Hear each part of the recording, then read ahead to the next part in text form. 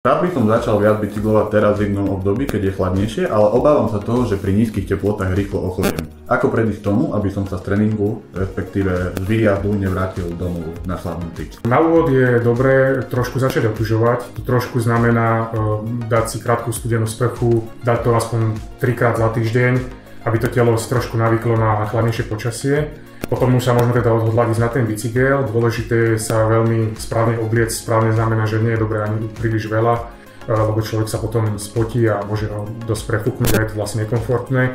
Naopak zase ani nie je málo.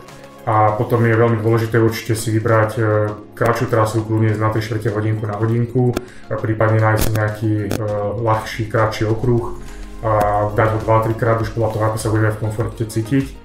No a v neposlednom rade je dôležité si vybrať aj dobre zvolené počasie, že keď vlastne začíname, tak treba dať pozor, keď je silný vietor, tak samozrejme ten chlad, tá teplota sa znásobuje a pri tomto je veľmi vhodné ísť napríklad na horský bicykel, ktorý vás spomaluje, čiže ide pomalšie.